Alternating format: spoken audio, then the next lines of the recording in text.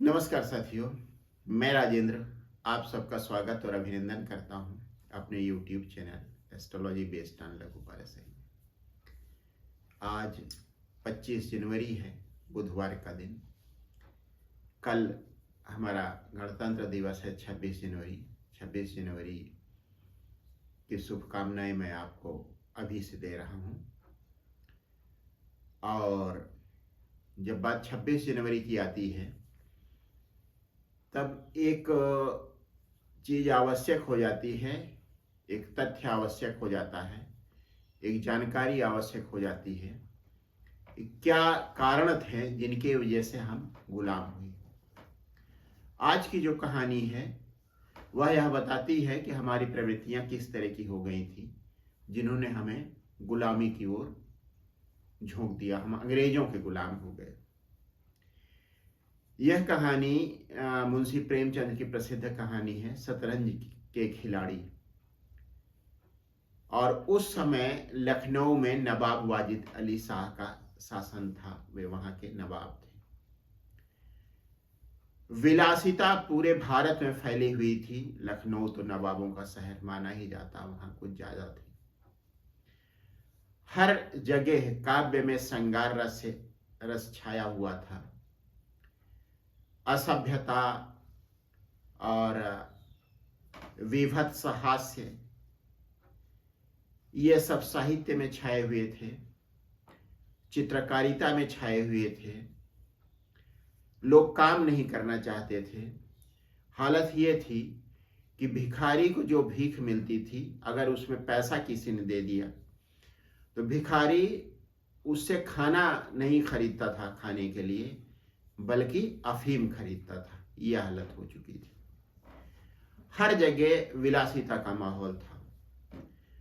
और उसी विलासिता के माहौल में दो सज्जन, एक का नाम मिर्जा सज्जाद अली और दूसरे का मीर रोशन अली, जो जागीरदार थे, पुश्तैनी संपत्ति थी उनके पास, किसी तरीके का अभाव उनके पास नहीं था। वे बैठे बैठे खाते थे। और जैसे मैंने बताया, विलासिता में तमाम तरीके की चीजें थी। मुर्गे लोग लड़ाया करते थे, बिना मतलब के पतंगबाजी हुआ करती थी। इत्र का बहुत ज्यादा प्रचलन था। आंखों में सुरमा पुरुष और स्त्री दोनों ही लगाया करते थे। अब ये दोनों तो नवाब थे। इनको एक शौक था शतरंज खेलने का। शतरंज के लिए उस समय यह था कि इससे बुद्धि तीव्र होती है।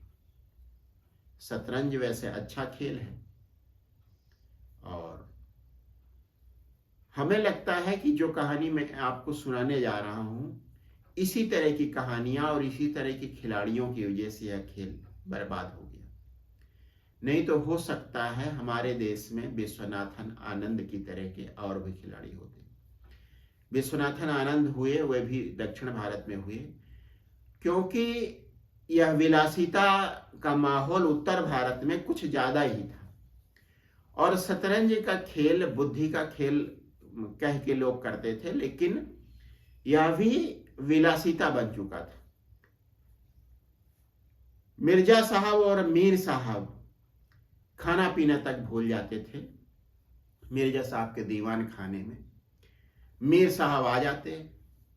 मीर साहब की जो बेगम थी, उनको पता नहीं क्यों, यह एक रहस्य था, रहस्य है, उनको पता नहीं क्यों यह अच्छा लगता था कि मीर साहब ज्यादा से ज्यादा समय तक घर से बाहर रहे। मीर साहब की बेगम सोती रहती थी और मीर साहब निकल जाते थे। नाश्ता उनके नौकर बनाते थे, नाश्ता करके निकल जाते थे। और मिर्जा साहब के दीवान खाने में महफिल जमती थी। ऐसा नहीं था कि मिर्जा साहब की बेगम को यह सब अच्छा लगता था, लेकिन वे क्या करें बेचारी। एक दिन मिर्जा साहब की बेगम की तबीयत खराब हो गई।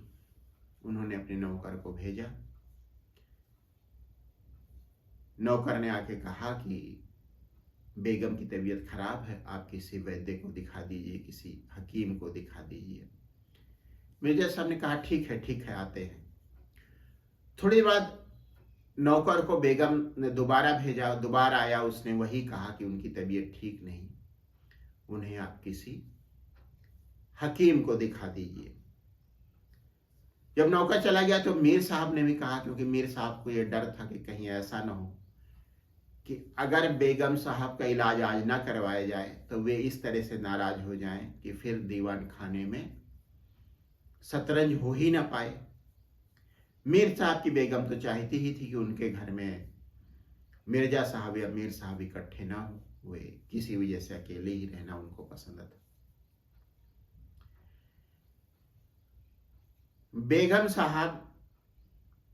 बेगम साहिबा ने फिर से अपने नौकर को भेजा। एक बार एक घटना हुई, दूसरी बार हुई, तीसरी बार हुई। उसके बाद बेगम साहिबा एकदम से नाराज हो गई। उन्होंने वहीं से आवाज लगाई है, मिर्जा साहब अब चुपचाप अंदर चले आइए। मिर्जा साहब अंदर आए। बेगम साहब ने उनको बहुत खरी खोटी सुनाई। मिर्जा साहब ने किसी तरीके से शांत करने की कोशिश की, वे थोड़ा बहुत शांत हुई, लेकिन उन्होंने कहा कि जो भी है अब हम इलाज के लिए नहीं जाएंगे, चाहे मेरी तबीयत और क्यों ना खराब हो जाए, चाहे मैं मर ही क्यों ना जाऊं। ये उनका वाक्य है, जैसा अक्सर व्यक्ति क्रोध में कह देता है। बाकी उनकी तबीयत उतनी खराब नहीं थी। फिलहाल बात चलती रही। बीच में बेगम साहिबा झटके से उठी और दीवान खाने में आ गई। मीर साहब ने शतरंज के कुछ प्यादों को इधर उधर किया था और अपने हिसाब से बाजी सेट कर ली थी और बाहर निकलकर टहलना शुरू कर दिया था। बेगम साहिबा अंदर आई। उन्होंने पूरा शतरंज का सामान इधर उधर फेंक दिया और कुछ तो इस तरह से फेंका कि वो बाहर जहां मीर साहब टहल रहे थे वहां जाके गिरा। मीर साहब को तुरंत सारी वस्तु स्थिति समझ में आ गई। वे चुपचाप दबे कदमों से और बाहर निकलते चले गए और अपने घर वापस आ गए। उनकी बेगम को आश्चर्य हुआ कि मीर साहब आज जल्दी क्यों आ गए और उनके एकांतवास में भी खलल पड़ा। खैर कोई बात नहीं। उसके बाद से मिर्जा साहब के यहां बाजी जमने का सवाल ही नहीं उठता था। फिर क्या हो, शतरंज तो जमनी ही थी। मिर्जा साहब मीर साहब के यहां आना शुरू कर दिए और उनके दीवान खाने महफिल जमने लगी। मीर साहब की बेगम को अब तक कोई आपत्ति नहीं थी, लेकिन अब आपत्ति होने लगी। खुदा न खासा किसी तरीके से कुछ चीजें चल रही थी, लेकिन जब बाजी समाप्त हो जाती शाम को, मीर साहब की बेगम उनके ऊपर अपना दिन भर का संचित क्रोध निकालती थी। धीरे धीरे करके यह स्थिति बन गई कि मीर साहब के यहां भी दीवान खाने में शतरंज की महफिल जमना संभव नहीं हो पा रहा था। तब दोनों ने सोचा कि अब क्या किया जाए, शतरंज तो खेलनी थी। गोमती के किनारे एक खंडहर था, वहां उन्होंने अपना एक जगह ढूंढी। एक खंडहर कमरा था। सुबह सुबह दोनों निकलते, उनके नौकर खाना बना देते। शतरंज की गोटी और शतरंज का बोर्ड बगल में दबाए हुए मीर साहब और मिर्जा साहब एक डिब्बा हाथ में लिए हुए जिसमें पान भरा हुआ और साथ में एक हुक्का भी। फिर उन्होंने सोचा कि हुक्के को उस कमरे में ही छोड़ दिया जाता है, उस खंडहर में छोड़ दिया जाता है, बार बार उसको इधर उधर क्यों ले जाया जाए। तो हुक्का वहीं रख दिया गया, उसमें आग सुलगाई जाती, हुक्के के कस लिए जाते, पान की गिलौरी मुंह में रखी जाती और शतरंज चलता रहता। पूरे हिंदुस्तान में, विशेष करके लखनऊ में विलासिता बढ़ती ही जा रही थी। ये नवाब भी पूरी मस्ती में अपना खेल खेलते जा रहे थे। दोपहर के समय अगर भूख बहुत ज्यादा लग जाती तो बाहर निकलते, किसी दुकान में थोड़ा बहुत कुछ खा लेते थे और कभी कभी कुछ भी नहीं खाते थे। उसके बाद ये हुआ, इस तरह की आशंका हो गई कि अंग्रेज लखनऊ पर आक्रमण करेंगे। इन लोगों के लिए इससे सुरक्षित और कोई जगह नहीं हो सकती थी। उस खंडहर में तो अंग्रेजों के सिपाही आने से रहे थे। एक दिन वे दोनों खेल रहे थे, अचानक बाहर कोलाहल हुआ, शोर हुआ। उन्होंने नजर घुमाई तो अंग्रेजों की फौज की एक विशाल टुकड़ी चली जा रही थी। मीर ने कहा कि आज लड़ाई होनी है। मिर्जा ने कहा चलो, हमको क्या करना, हम तो अपनी लड़ाई लड़ रहे हैं, हमारे अपने सैनिक हैं, हमारे अपने वजीर। मीर ने कहा अरे नहीं यार, कुछ ना कुछ तो सोचना ही चाहिए। मिर्जा ने कहा अरे क्या सोचना, हम अपने वजीरों के बारे में सोचें, हम अपने सैनिकों के बारे में सोचें। बाजी जम गई। मीर साहब ने भी फिर से उसी पर फोकस कर दिया। थोड़ी देर बाद नवाब वाजिद अली शाह को गिरफ्तार किए हुए अंग्रेज सैनिक फिर उधर से निकले, और चूंकि उनको नवाब की लखनऊ की पूरी जनता के सामने यह दिखाना था कि लखनऊ पर हमारा कब्जा हो गया है, इसलिए वाजिद अली शाह को पैदल ही लिए चले जा रहे थे। मीर साहब ने फिर कहा कि यह तो बड़ा गड़बड़ हुआ। मिर्जा ने कहा तुम मेरा ध्यान भटकाना चाहते हो, लेकिन मेरा ध्यान भटकेगा नहीं। मीर ने कहा नहीं, ऐसी कोई बात नहीं। फिर से खेल शुरू हुआ। मीर ने खेल पर कंसंट्रेट करने की कोशिश की, अपना ध्यान एकाग्र करने की कोशिश की, लेकिन कहीं ना कहीं उनके दिमाग में वाजिद अली शाह की गिरफ्तारी, नवाब साहब की गिरफ्तारी, कुछ ना कुछ भावनात्मक संबंध उनके नवाब साहब से थे, तो उनके मन को कुरेद रही थी। इस वजह से वे खेल पर एकाग्र नहीं कर पा रहे थे। मिर्जा के साथ ऐसी कोई बात नहीं थी, उन्हें नवाब साहब की गिरफ्तारी से कोई मतलब नहीं था। उनके अपने सैनिक थे, उनका अपना वजीर था, और चूंकि मीर साहब एकाग्र नहीं कर पा रहे थे, इसलिए मीर साहब हारने लगे। एक बाजी, दो बाजी, तीसरी बाजी और चौथी बाजी भी जब हार गए तो उन्होंने कहा चलो खेल बंद किया जाए। आज नवाब की गिरफ्तारी भी हुई है, आज का दिन इस खेल के लिए ठीक नहीं है। अब मिर्जा साहब लगातार जीत रहे थे, पूरा अपने रौ में थे। उन्होंने कहा नहीं नहीं, तुम हार रहे हो इसीलिए ऐसा हो रहा। उन्होंने जबरदस्ती मीर को बिठाया। अब खेल फिर से चलता रहा। अब कुछ ऐसी स्थिति हो गई कि मिर्जा साहब हारने लगे।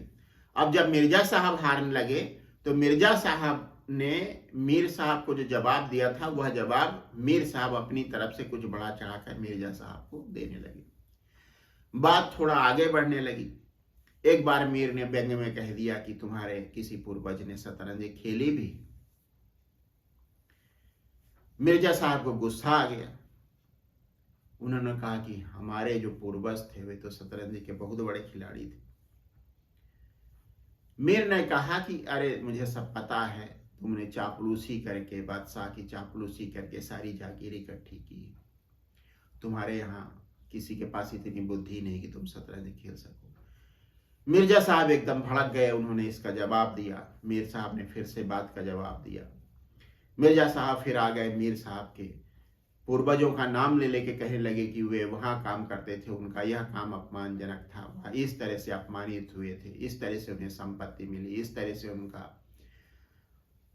चरित्र गिर गया था, जिसकी वजह से उन्हें यह सब कुछ प्राप्त हुआ। मीर साहब सुनते रहे और जवाब देते रहे, धीरे धीरे करके। चूंकि एक पक्ष हार रहा था और दूसरा लगातार मजबूत होता जा रहा था, इसलिए दोनों का क्रोध बढ़ता ही जा रहा था और फिर दोनों नवाब थे। फिर अचानक मिर्जा साहब उठ गए और उन्होंने तलवार म्यान से निकाल ली। समय उस तरीके का था, इस तरीके का था कि मिर्जा साहब और मीर साहब जैसे जो जमींदार लोग थे, जिनके पास संपत्ति थी, वे कमर में तलवार बांधे रहते थे। अब मिर्जा साहब ने जब तलवार निकाली तो मीर ने भी तलवार निकाल ली। दोनों बहादुर थे और उन्हें डर नहीं था। योद्धा थे दोनों।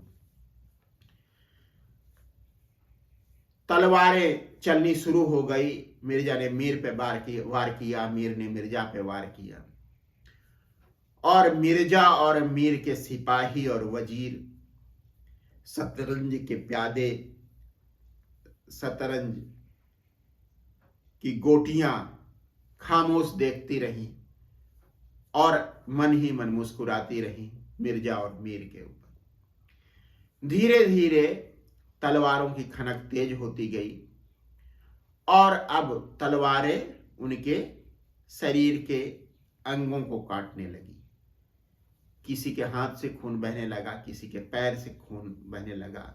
मिर्जा ने मीर के कंधे पर वार किया, मीर ने मिर्जा के गर्दन पर वार किया, गर्दन से खून निकल गया।